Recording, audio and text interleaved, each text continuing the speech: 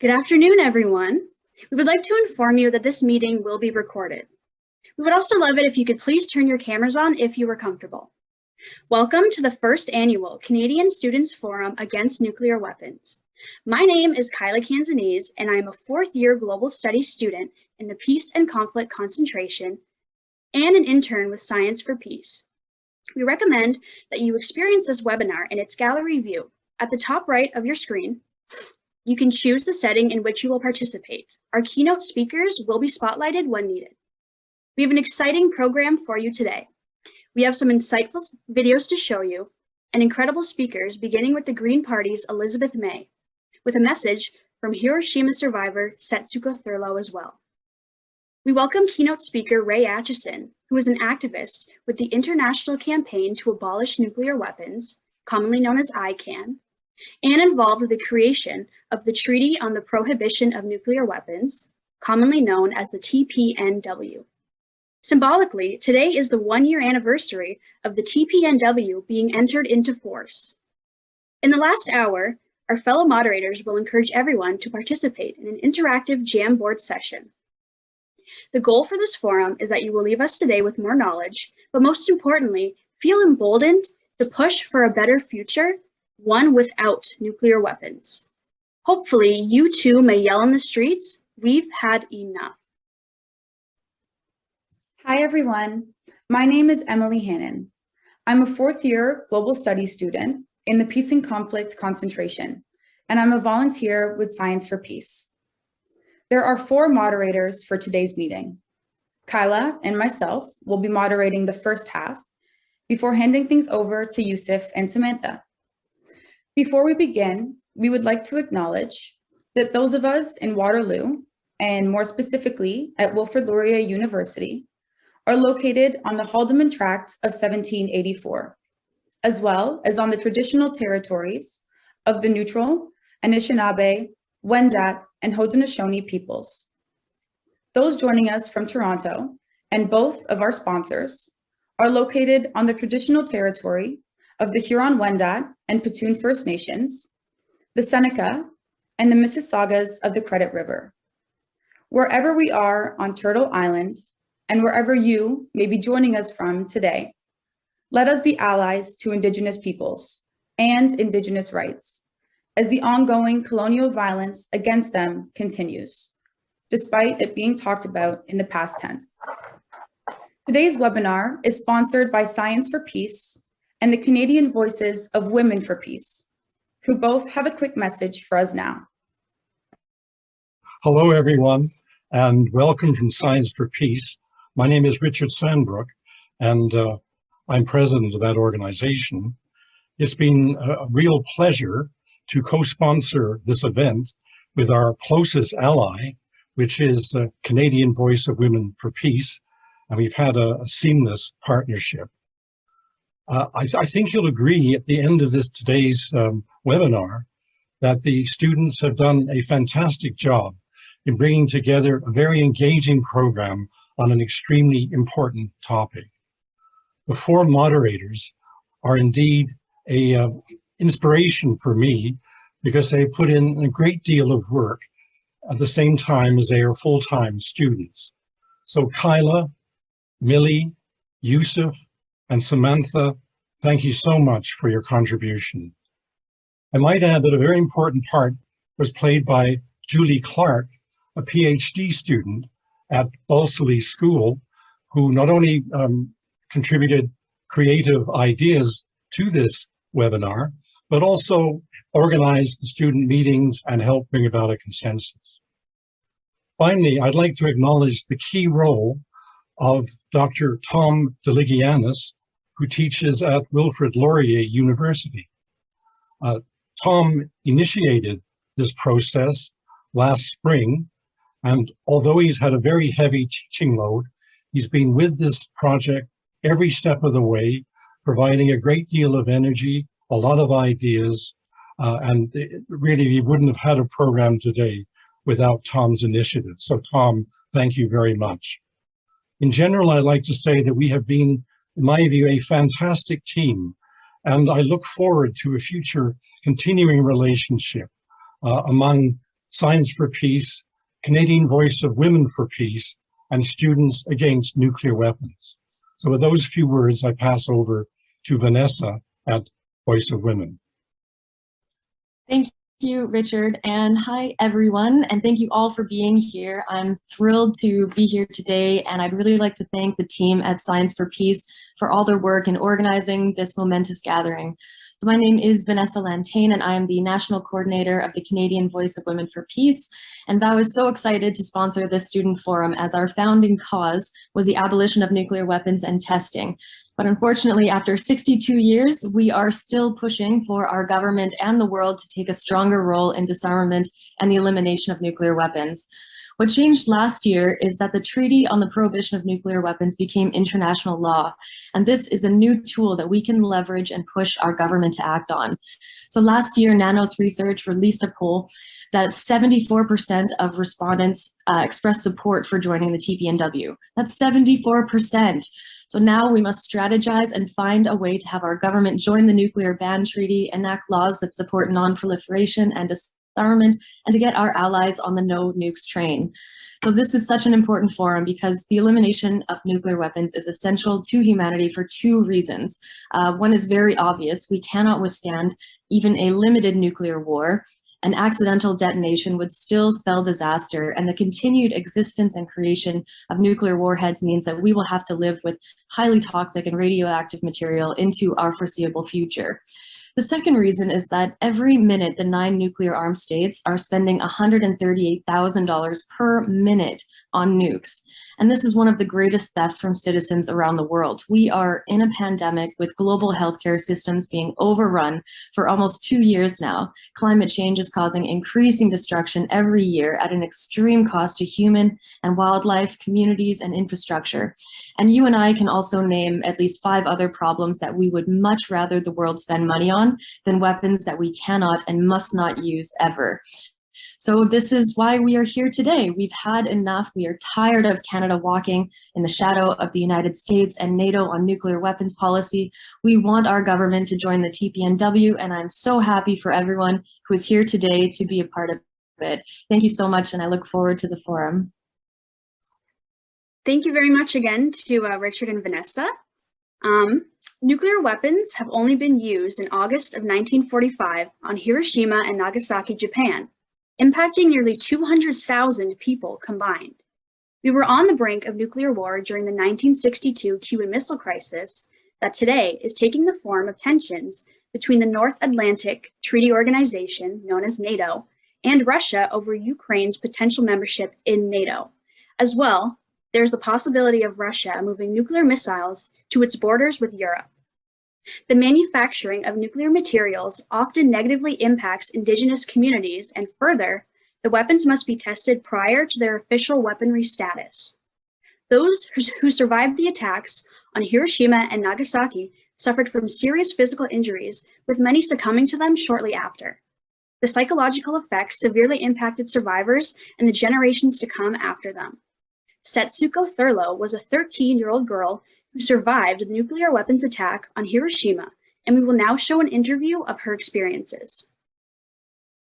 Good afternoon, everybody. I'm here with Setsuko Thurlow, who was born in Hiroshima, Japan on January the 3rd, 1932. And as a survivor of the atomic bombing of Hiroshima, she was engaged throughout her life for public education and advocacy for nuclear disarmament, the scope of which has expanded from local to international level over the years. Her effort has been recognized with honors from numerous organizations around the world. She accepted the Nobel Peace Prize on behalf of the international campaign to abolish nuclear weapons in 2017. Furthermore, she has received honorary doctorates from the University of Lynchburg, University of Waterloo, and the University of Toronto. Thank you, Ms. Thurlow, for being with us today. My first question for you is, could you tell me a little bit about your experience on August the 6th, 1945. Thank you, Yusuf. Congratulations that you are organizing students group. That's wonderful. I'm delighted. Very briefly, I will tell you that on that day, I was a 13 years old, grade 8 student in the girls' school. And In those days, we didn't have regular classroom activities. We were mobilized by the city government as well as the military forces. So I had been selected to work as a decoding assistant of the secret messages. Can you imagine? 13-year-old girl dealing with such important top secret work. That was Monday morning, and I was at Army headquarters, not in the school. And at 8:15, when we were having the morning assembly, I saw the bluish-white flash. Then I still have the memory of the sensation of being thrown up and flying or the floating in the air. Then when I regained my consciousness in the total darkness and silence, I found myself pinned under the collapsed building. I couldn't move. Then I started hearing my classmates around me. They were all begging for help from God, from mothers. Then all of a sudden, strong male voice shouted at me, "Don't give up. Keep pushing, keep moving, keep kicking. I'm trying to free you." And thanks to him, I never saw his face in that darkness, but he rescued me. And by the time I came out of the building, it was on fire. That meant about 30 girls who were with me in the same room at the military headquarters, 1 mile away from the hypocenter, were all burnt to death alive. And beside me, there were 2 other girls survived. The soldier said, "You girls joined that procession and escaped to the nearby hill." And I look at that procession. I couldn't say that was the procession of human beings. I call it goat procession because they all looked so grotesque. Hair was standing up skyward in flesh and their bones, parts of the body missing, bleeding and blackened, swollen bodies, and some carrying their own eyeballs in their hands. And as they collapsed, their stomach burst open with intestines stretched out. We 3 of us joined that procession, escaped to the nearby hill, which training ground at the foot. And it was the size of about 2 football fields. By the time we got there, the place was packed with the dead bodies and dying people, just groaning and moaning and begging for water in faint voices. Nobody was shouting or running. Nobody had that kind of physical and psychological strength. Everybody was begging for water, but we had no cups and containers. So 3 of us who were relatively lightly injured went to the nearby stream and washed off the blood. When the darkness fell, we just sat on the hillside, watched all night. Entire city burned. You see, at that time, in the center of the city, there were about 7,000 high school students from all the high schools of the city. 351 students from my schools were there. And they were doing the job for the city to build the fire lane. They were in the center, so they were practically all killed, burned, vaporized, and carbonized. My own sister-in-law was there as a school teacher supervising the student, and my cousin was there. Can you imagine? 7,000 high school kids, all my friends disappeared suddenly. With 4,000 degrees Celsius heat, about 140,000 citizens were killed by the end of 1945. And as far as my family is concerned, 9 members, uncles, aunts, cousins, sister, nephew, and sister-in-law. I lost 8 of them. I found my sister and her 4-year-old child who were walking over the bridge, and they were totally incinerated. My little nephew was transformed into a little chunk of burnt flesh, but they still kept begging for water. But you see, all those injured people had no medication, no medical care, no food, not even water. On that scale of destruction. I am delighted I had a small part in informing Canadian people about the horror of those atomic bombs, and it's about time. We have to get our heads out of the sand and say, no, we have to take the responsibility as a citizen of democracy. Canada has not been working as a democracy. This young Trudeau has not been responsive to the individuals and organizations' requests and demand. I think we have to make our voice stronger and louder to say, we want to live, we have the right to live, and we want to fulfill our responsibility as a citizen of democratic nation. Thank you for being here, giving us this opportunity to talk to you, providing us with all of the insights that you've given us. I'm sure the students that have gathered, this will give them a lot of inspiration and a lot of motivation to make their voices stronger and make sure that we as students, we as the next generation, as the youth, ensure that nuclear weapons are not only abolished, but try to work towards the abolishment of, as you said, the institution of war itself. Yes. And complete disarmament. And each one of us had the power and use that power. We can change the society. We can. Thank you. Thank you, Setsuko Thurlow, for taking the time to tell us your incredible story. It is an experience that none of us can imagine, but that presents as a threat to all of us at all times. We would now like to welcome our first speaker. Elizabeth May is best known for her leadership role in the Green Party of Canada. Her mother, Stephanie May, also played a vital role in civic action against nuclear testing. We are extremely fortunate to have her here with us today to discuss the environmental impacts of nuclear weapons, as well as her political experience in the House of Commons and with the workings of the Treaty on the Prohibition of the Nuclear Weapons. We will be holding a period for your questions after the presentation. And now, please welcome Elizabeth May. Thank you so much, Emily, and thank you to Voice of Women, and thank you to the students who pulled this together. I have to say, first I should acknowledge that I'm on the traditional territory of the Wasanich peoples. The name of my riding is Saanich Gulf Islands, and Saanich is a mispronunciation of the original peoples of this territory. So in the language of this community and the indigenous peoples who have taken such good care of this territory for thousands of years, the language is Senchothan. So I raise my hands to you and say, Haishka, Haishka Sam. It's an honor to be with you, and I thank you.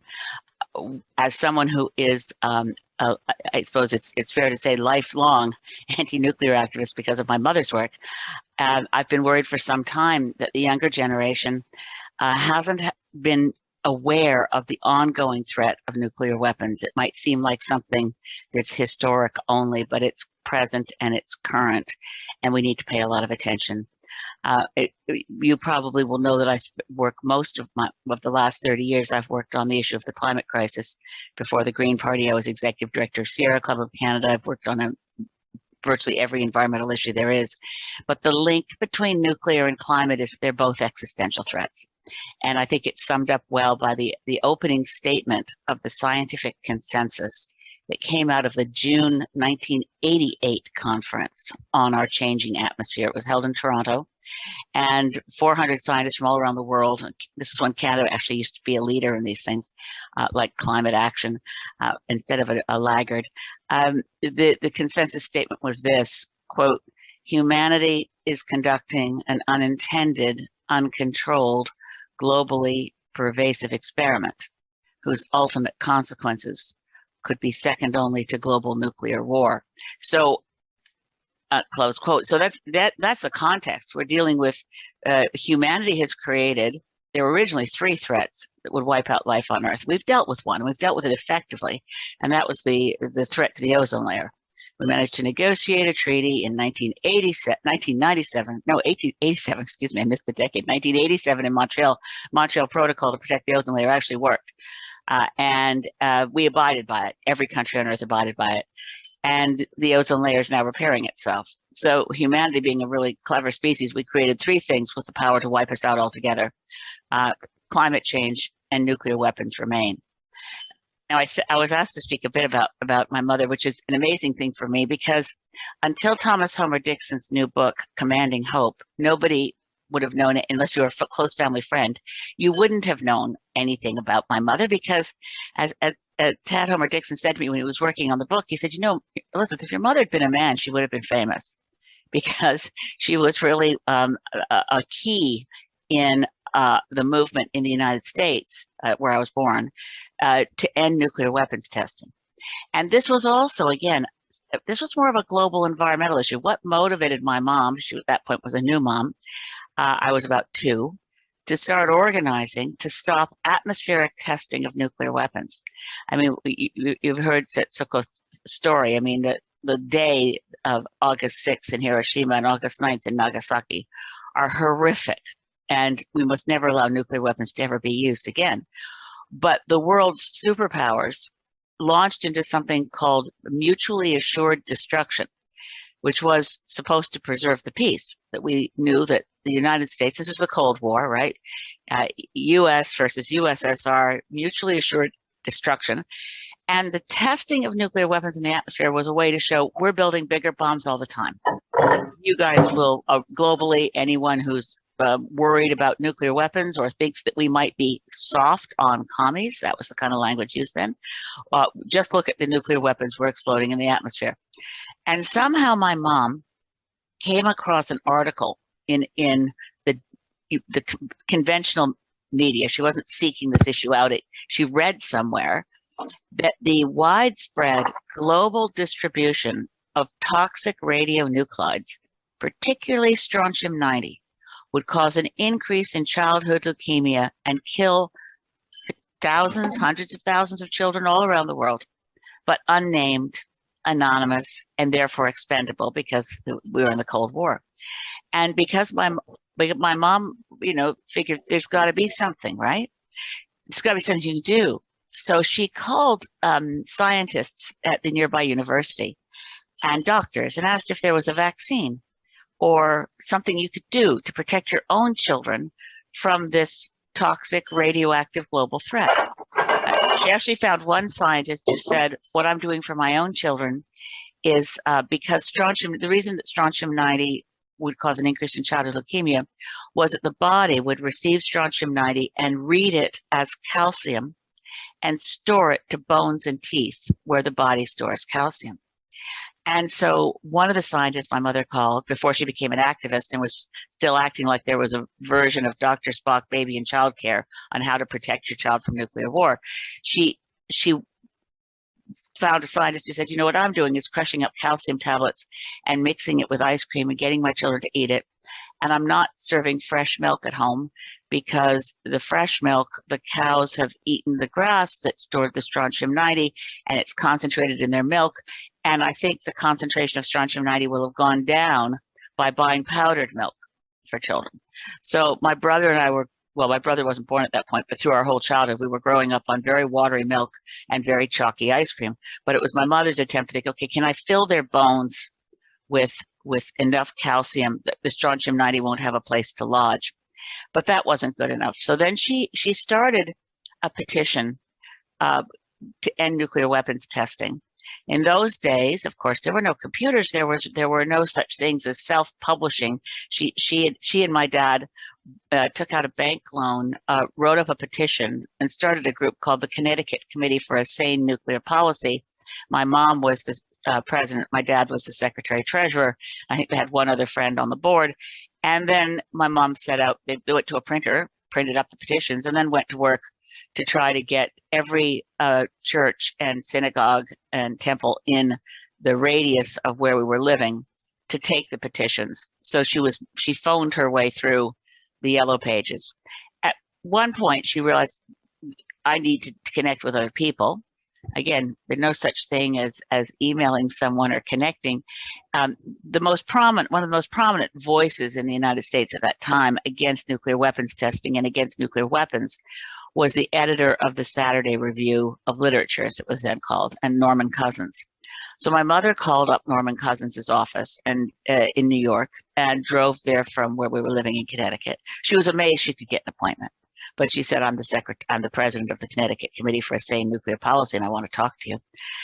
They became lifelong friends. As a matter of fact, my mother's brother married Norman's sister, so we became family.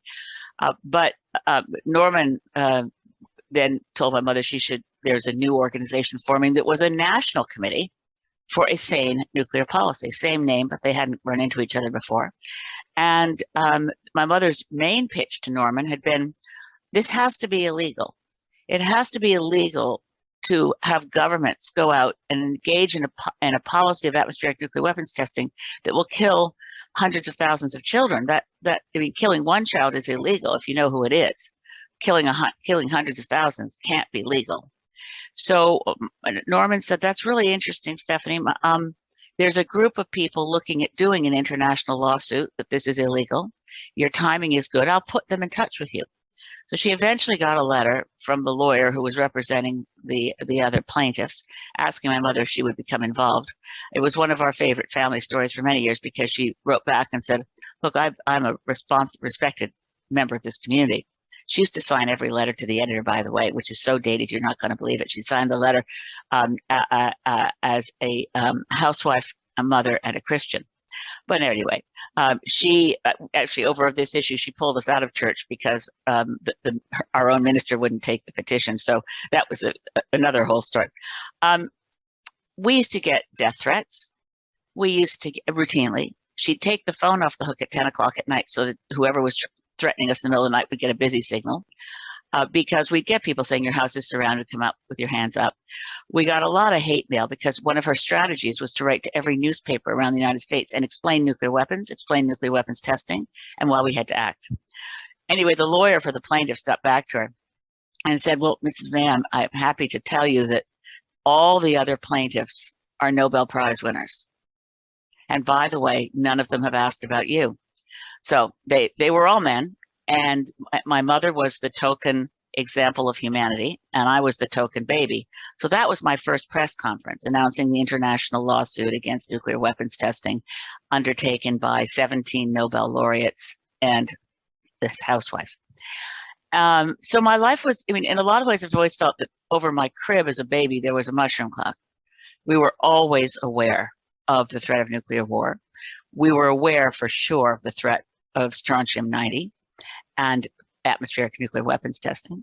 I have to say it also empowered me and put me on the road I'm on as an activist, which is that by the time I was in grade 1, President Kennedy signed the Nuclear Test Ban Treaty to say we would no longer test nuclear weapons in the atmosphere, signed by the US, the UK, and then the USSR. The Cold War continued, of course, right up till the moment when the Berlin Wall fell. We had our opportunity for a peace dividend. We could have shut down nuclear weapons. We could have shut down the military-industrial complex. We could have taken all the money that people budget all around the world for war and allocated it to peace, education. We could have done globally what Costa Rica did nationally. We don't want to spend money on armies anymore. We're putting it into healthcare and education.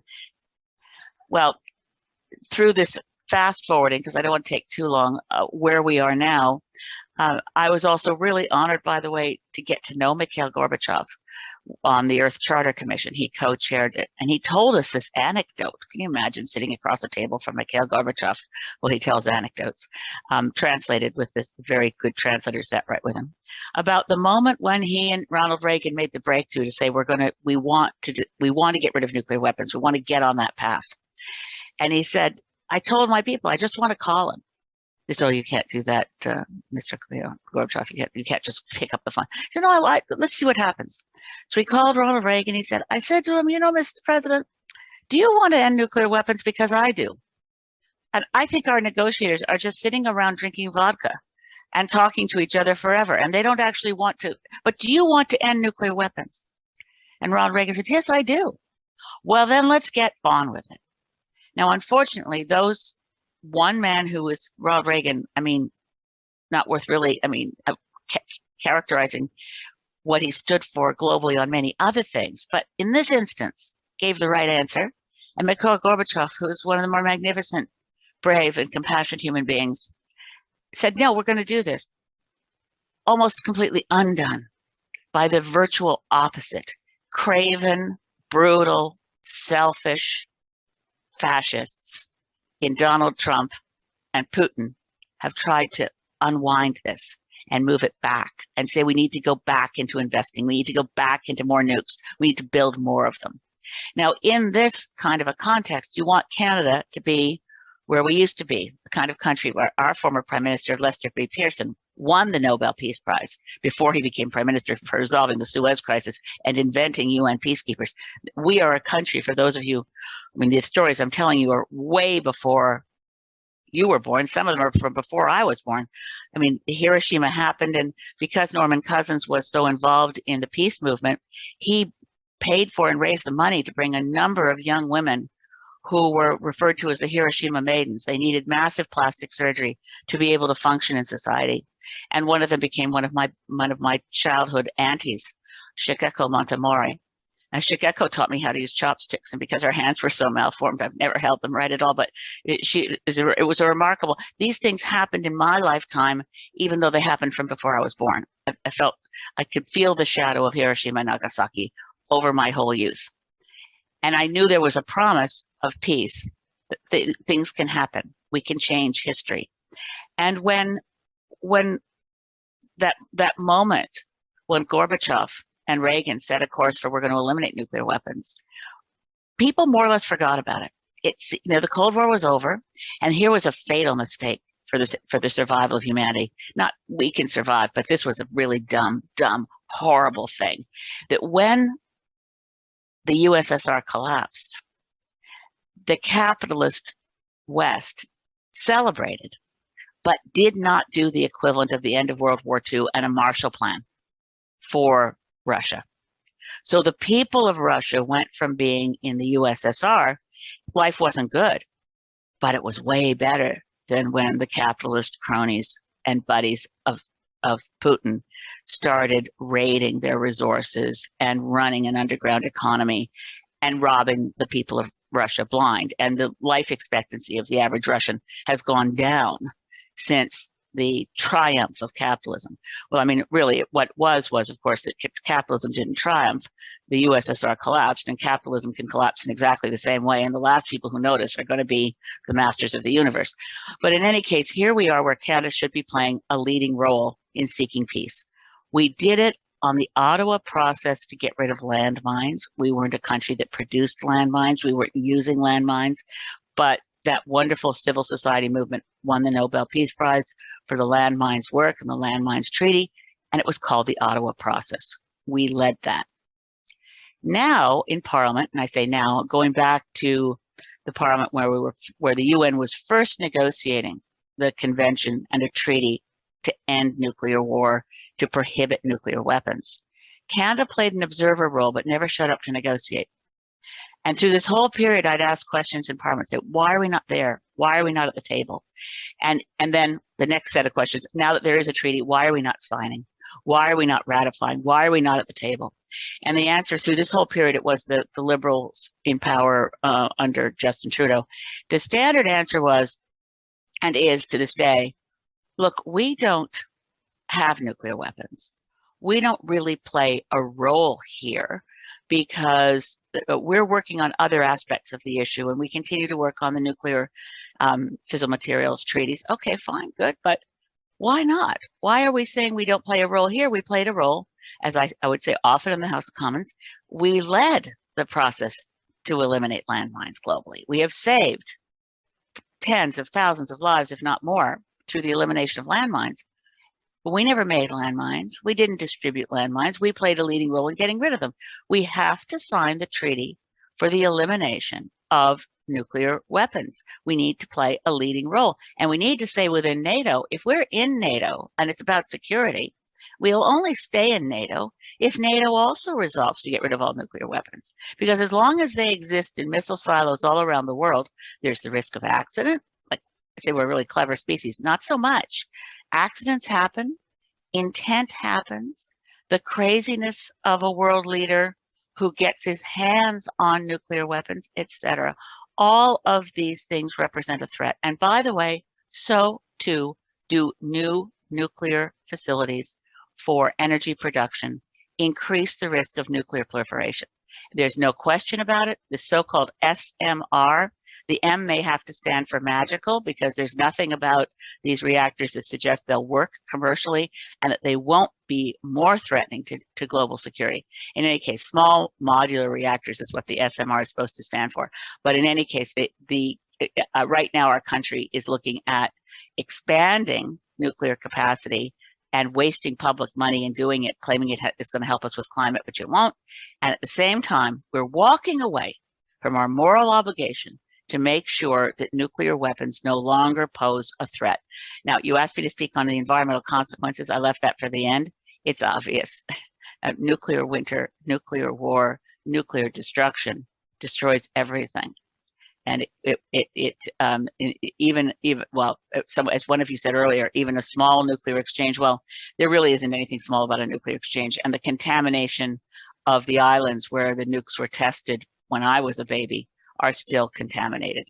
Chernobyl and the area all around it is still contaminated. Nuclear contamination lasts for hundreds of thousands of years, and a full-scale nuclear war, well, that's the existential threat that wipes us all out. So we need to be remarkably re-engaged in this, and I'm so grateful. I can't tell you how rare it is for me to be asked to tell anyone about why, for my whole lifetime, and I've been aware of and terrified by and completely confident we can get rid of the threat of nuclear weapons. But we need more voices and we need more knowledgeable people. So thank you so very much for organizing this wonderful Saturday event. Well said. Thank you so much again. My name is Samantha Tristan, and I am the president of U of T's Science for Peace chapter.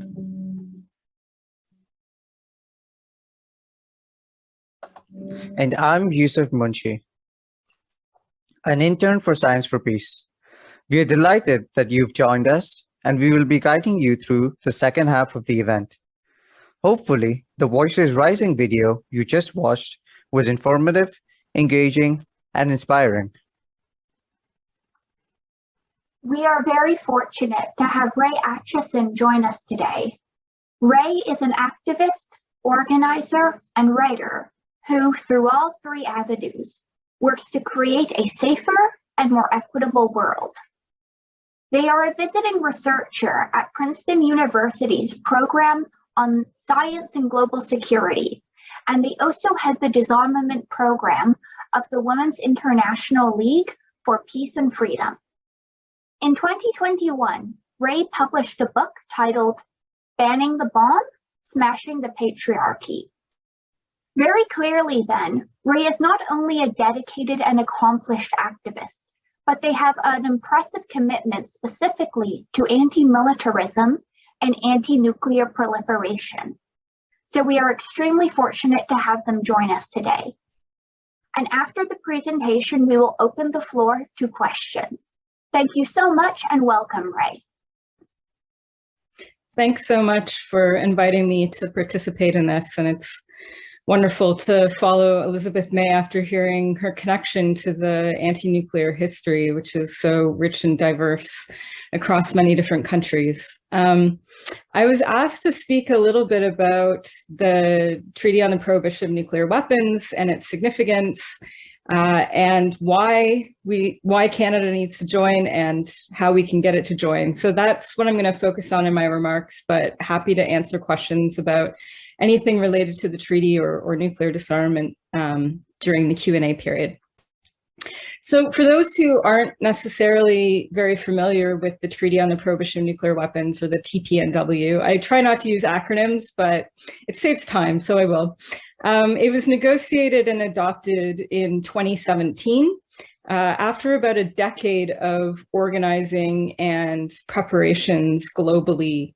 So whilst it seems like it was a very quickly developed treaty, it was actually a long time in the making, especially if you include all of the history of organizing and working for the abolition of nuclear weapons since 1945. And if you're interested in the details of this, my book does cover it, Banning the Bomb, Smashing the Patriarchy. But just really quickly, to talk about what the treaty does. It's the first international law that categorically prohibits all nuclear weapon activities. So we already have the Non-Proliferation Treaty, which many of you may have heard about, which does have a article that calls for the total elimination of nuclear weapons, and the nuclear armed states are legally obligated under that treaty to negotiate for the elimination of nuclear weapons, but they haven't complied with that obligation, which they've had since 1970. And what we see instead is exactly what Elizabeth May was discussing in terms of reinvestment in nuclear arsenals, modernization, and sort of a digging into and kind of reviving the Cold War arms race. And so in the midst of that, an international legally binding treaty that would actually prohibit those types of behaviors seemed very obvious, and shocking that we didn't have one before. And so this treaty prohibits possession, development, as well as testing of nuclear weapons, sharing of nuclear weapons. It provides also for what has been done in the past with nuclear weapons. So all of the environmental and humanitarian impacts that Elizabeth was speaking about, it actually has provisions in the treaty that deal with victim assistance for affected communities, as well as environmental remediation clauses.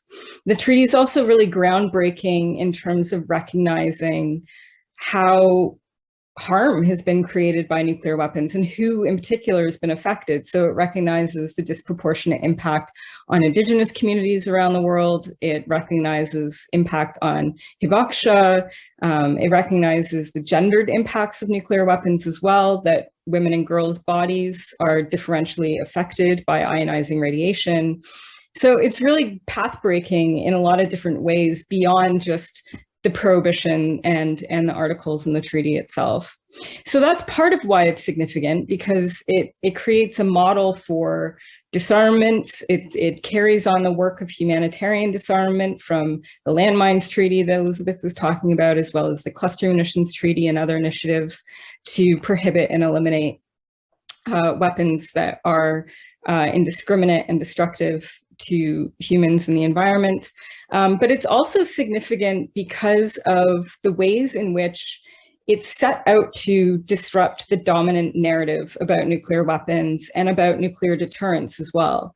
So for decades and decades, there's been really a hold on what is considered credible and realistic about nuclear weapons, and that sort of stranglehold on the discourse has been really crucial to enabling the military-industrial complex and the political leaders within the nuclear armed states to retain a grip on the public understanding of what these weapons are and what they do. And so their message has always been, these weapons prevent war, they prevent conflict, they prevent, in particular, nuclear armed states from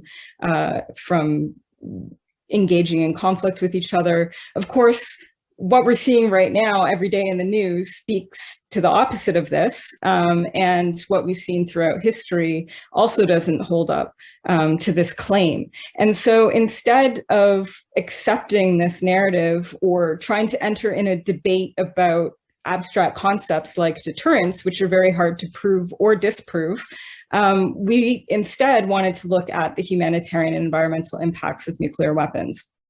We wanted to elevate the perspectives and the voices of survivors and indigenous communities. And I think that video from the Marshall Islands is a great example of that. Hearing from those who have had direct experience with the testing of nuclear weapons or the production of nuclear weapons in various forms, and enhancing their ability to control the dialogue on nuclear weapons, to participate in this debate, enhancing the ability of non-nuclear armed governments to participate in this debate as well, because for so many years they were told, well, you don't have nuclear weapons, so you don't have anything to contribute to this. You don't understand the way the world works. You don't have a security claim. So just, sit down, shut up, we'll handle this issue. So we wanted to sort of turn the tables over and take a different approach to open up the space for more and more people in governments to really assert their role and their claim to this issue. And this relates, I think, also to what other social justice initiatives do. So if we're looking at this from a movement perspective, from a social change perspective, challenging what's asserted to be true and rational and legitimate, pointing out how this leaves out the majority, this kind of dominant narrative leaves out the majority, and then looking for solutions that actually will impact the lives in a meaningful way of people around the world. This is how we've created social change on a variety of issues throughout history. And so that's part of the TPNW and the anti-nuclear movement is really bound up in that. And I think we need to see it as part of that in our work to help move it through. And so why this has been significant now, despite the fact that the nuclear armed states say they reject this treaty, supposedly democratic governments saying we'll never join this treaty, as if they can assert that. This has allowed us to establish new international law, but it's also allowed us to create alternative institutions and structures to chip away at the nuclear weapon enterprise from angles that we didn't necessarily have a grip on before. So for example, we have a lot of work going on right now around divestment of nuclear weapons. And what we're seeing is pension funds, banks, other financial institutions, even in countries that say they don't support the treaty or say that they're never going to join the treaty, financial institutions within these countries are saying, well, nuclear weapons are illegal now, so we're going to divest from them, just the same way that we divested from landmines and cluster bombs, the same way that we're divesting from fossil fuels because that is having a negative impact on our world. So that's a major thing that has happened since we got the ball rolling for the TPNW, where in the past these institutions would say, well, nuclear weapons aren't prohibited, so there's nothing we can really do about it. And that has changed now. We're also seeing cracks within NATO. And Elizabeth May was talking about NATO a bit in our role there, and NATO as a dangerous militaristic organization. But we're seeing countries like Norway, like Germany, who are starting to re-question the nuclear role of the alliance. This has been part of NATO's history from the very beginning, but it was shut down by the United States and also to some extent by the UK and France, who said, no, NATO's a nuclear alliance, this is it, this is all we can do. But what we're seeing now is that the sort of opposition to that, which used to exist within NATO and was crushed, is now resurfacing again. And we're seeing certain countries want to attend the first meeting of states parties with the TPNW, looking big pension funds, government level pension funds, divesting from nuclear weapons. And so the treaty is having an impact on nuclear weapon policy and debate, even though the nuclear armed states haven't yet joined it. So the last part of this is why Canada should join. Canada has a history of leading in humanitarian disarmament, as Elizabeth mentioned, but it's completely abdicated on this since the early 2000s, really. We've been on a downward slope in terms of our humanitarian policies and our disarmament policies. And in addition to what Elizabeth said about the Trudeau administration's position on the treaty, he's also called the TPNW sort of useless because the nuclear armed states aren't part of it. But that's clearly not the case, as I've just described above. Unfortunately, the Canadian government right now is more interested in building and selling weapons to human rights abusers like Saudi Arabia than it is in preventing human suffering. And this trend, which is not just around nuclear weapons, but is in our investments in militarism, the government's investments in militarism, it really makes a mockery out of Canada's alleged pursuit of a feminist foreign policy. Feminism isn't just about increasing women's participation in the government or about funding maternal health abroad and advocating for women's rights. That is part of it, but it's much more than that. It's also about how we approach conflict and violence and justice in our world. And our allegedly feminist government is spending more and more on defense, and I put defense in quotes, and agree strongly with Elizabeth May's sort of fake threats comment earlier. It's looking to purchase these fighter jets, it's selling weapons to Saudi Arabia and other countries, it's refusing to join the TPNW, it's vocalizing its support for and belief in nuclear deterrence. So it's not just that the government under Trudeau has just not done something. It hasn't not just joined the treaty, but it's also said, we support nuclear deterrence. We agree with that as a concept. And it's going along with a handful of other countries, including the US and Russia and Israel, in supporting the development of killer robots or autonomous weapons, which are sort of a next generation of weapon systems operating with less and less human control, using artificial intelligence, using sensors and software to determine who lives and who dies. And the foreign minister of Canada actually has a mandate to support the prohibition of these weapons, but at the United Nations has done nothing to advance this, and in fact, mostly just echoes US talking points about how these weapons could be good, could save humanity, you know, just like how drones have been so accurate. And we see the effects of drone strikes all the time, and how vapid that argument has been around, you know, alleviating civilian casualties and all of that. So this is part of a larger pattern, is what I'm trying to say about Canada's moving away from humanitarian principles and moving towards militarism and investing directly in militarism. So how can we all take action to pressure Canada to join the treaty and to reverse course on its militarist positions? The divestment work that I talked about is crucial. ICANN has resources on this that I'll post some links in the chat after. Don't Bank on the Bomb has all the information that you could possibly want, including on Canadian banks and actions for how you can divest your own money and ask your financial institutions to take action. There's a cities appeal, which several cities in Canada at this point have joined, thanks to great activism of many different people across the country. But there's many more cities and towns that we can get to join and support the TPNW and encourage the Canadian government to join the treaty. There's the parliamentary work, which Elizabeth spoke about. We have an ICANN parliamentary pledge, work to get debates in Parliament. And then there's sort of the broader work, which I alluded to earlier, which is really connecting the anti-nuclear movement to other social justice issues.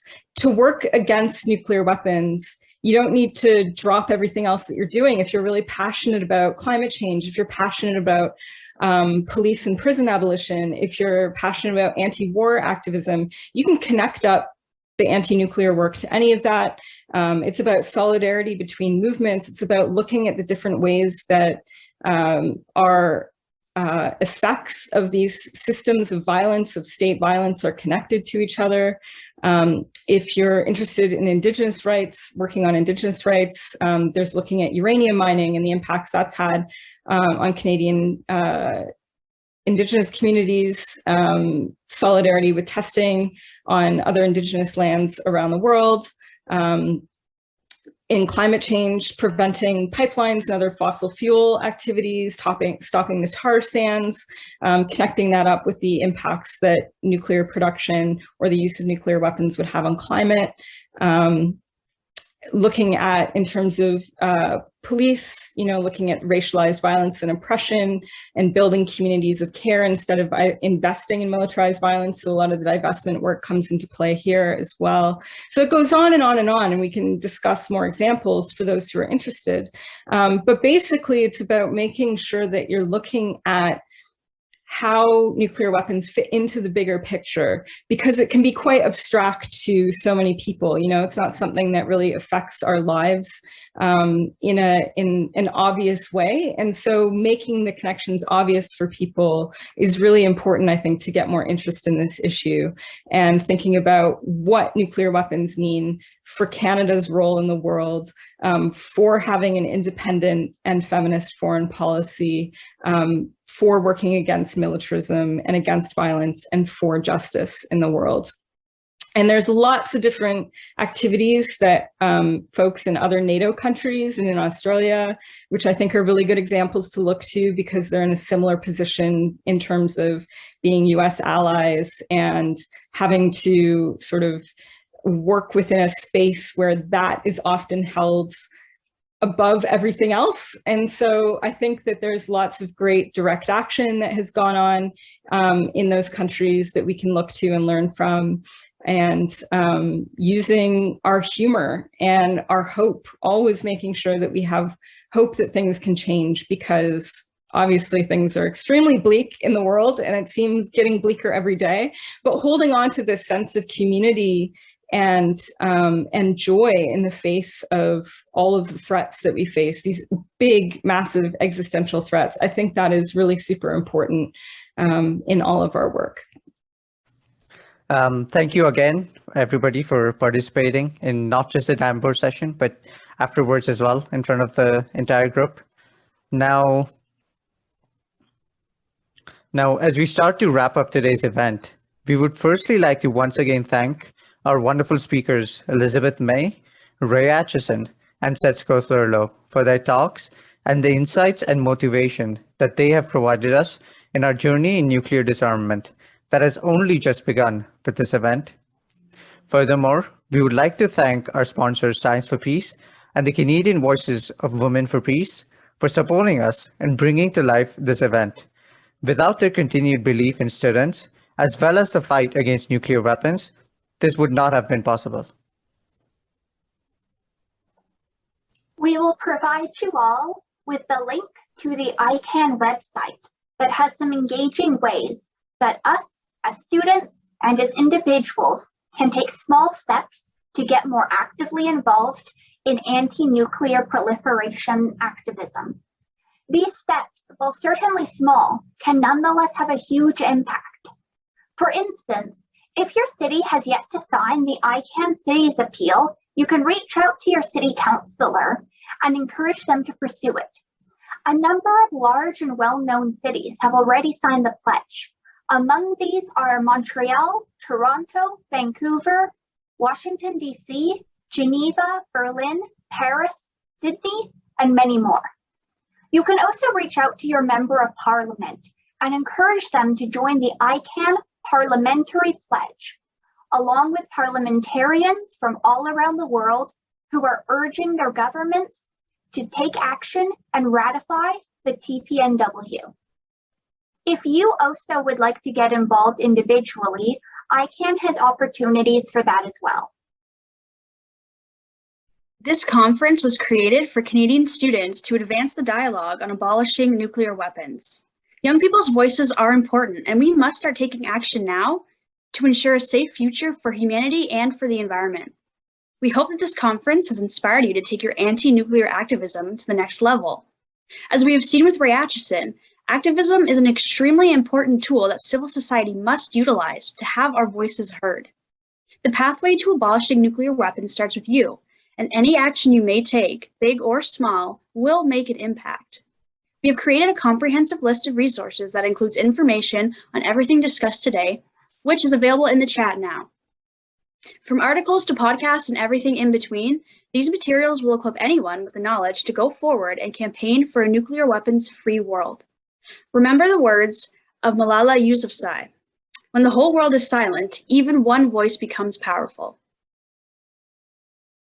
We aspire to hold this conference annually, with other important events related to nuclear weapons scheduled throughout the year. It is important that the messages we've heard today are not lost, but are used to inspire a new generation of activists. There is also the opportunity to participate in a student-led campaign to incite Canada, or at least to incite them to sign or to be an observer to the TPNW. Being an observer means we pay to have a voice in the treaty's existence. And even though there is no voting granted in this position, the movement away from nuclear weapons requires international action and participation. We should be outraged at the fact that Canada is standing back while its fellow NATO members, Norway and Germany, are already taking advantage of such an opportunity. A country so self-proclaiming about its achievements and peacefulness cannot stay silent and passive in such important international treaties. We've had enough. And if you have too, and are interested in helping to plan next year's conference and joining us as Canadian Students Against Nuclear Weapons in our future endeavors, please fill out our Google form. As well, if you are interested in attending next year's conference, we will also provide a link for future registration. The links discussed will be included in the chat, and we will also send a follow-up email with them as well. Also, don't forget to follow us on our Twitter for updates at nuke_forum. We would like to once again thank our sponsors, Science for Peace and the Canadian Voices of Women for Peace, and our amazing speakers. As well, we would like to thank all of you so much for taking time out of your Saturday to attend the first annual Canadian Students Against Nuclear Weapons Conference. Take care, and we hope to see you again next year.